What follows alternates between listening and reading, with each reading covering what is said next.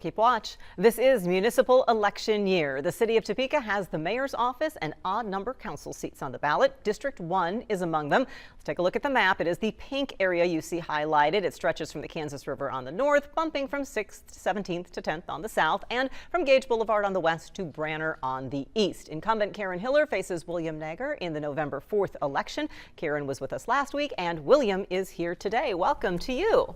Thanks for having me. Some might look at this, William, as kind of a little bit of David versus Goliath. Karen Hiller is seeking her 5th term. You're a newcomer to seeking public office, right? Yes, yeah. What motivated you to do this? I know growing up in Topeka that I've seen a lot of people who have chosen to move away, whether it's to Lawrence, Kansas City, or even further away. And it's because they don't see a future for themselves in Topeka, not necessarily because they don't want to stay, but they just don't see it happening for them. And I want that to change. So that's one of the big reasons why I'm running for city council. What is your career path and what made you stay here? So I used to work in mental health at a treatment facility for young girls, many of whom had experienced sexual violence. And then I worked in Governor Laura Kelly's office. And then now I am a public defender. So I regularly go to the jail and talk with clients about struggles with poverty, with addiction, with homelessness, and what happened in their lives that made it feel like committing a crime was the best option that they had left. And I thought about, as many people do, moving away, and I decided that the connections and the relationships I have in Topeka just were irreplaceable. So there's a lot in your background that are issues that have been before the council. Let's first address the comment you made about opportunities for young people. What is missing and what can the council do and would you do as a council member to try and address those?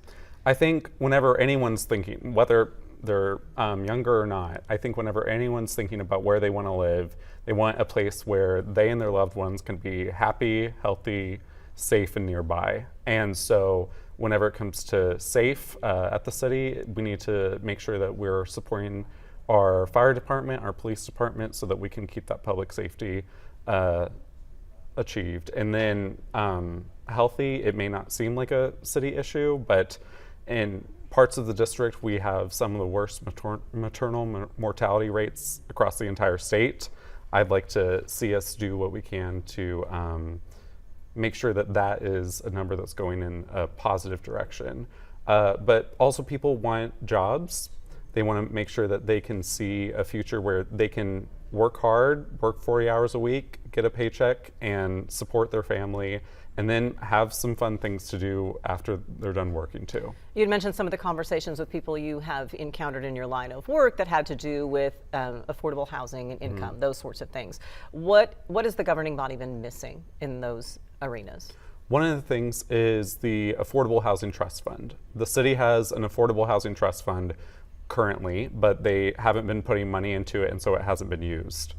I would like to see a consistent, regular amount of money that's predictable go into the Affordable Housing Trust Fund. Not only does that help fill in vacant lots across the city, help with dilapidated houses, help poor families install insulation so that their energy bills are more manageable, but it's great whenever we have development on the side of town. That's new miles of roads, new area that needs police coverage, all of that's going to cost new tax dollars, versus if we can support new housing where we all know that there's vacant lots across the city. That's areas where we all are already paying tax money for infrastructure and services to be provided to that area. How do we do all of these things and still keep property taxes in check? One thing I'd like to see is the hotel be sold as quickly and responsibly as possible. And we need to really focus on core functions of the city's government. I know that there's been a vote for $22 million to go to parking garages owned by the city. There's been between $10 and $20 million to the hotel. There's been taxes that aren't collected from big developers. So it takes a little bit of a lot of solutions to make sure that our budget gets back in good shape. You are one of the younger council candidates. What do you bring to the table? I bring experience and a fresh perspective. Whenever I'm knocking doors, that's what I hear that people want. That they want to make sure that we have someone new who can bring some new ideas to the table, but they don't want someone who's completely untested. And I have gotten stuff passed at the city council before. I've worked hard with different mayors, with different city council people, and successfully gotten laws passed before. Well, we will all find out. November 4th is Election Day. Whether you're in Topeka or anywhere around Northeast Kansas, check your ballot and participate. William Naeger, thank you very much. Appreciate you. We're going to take a look ahead to homecoming festivities and find out why there is no place like Woo next.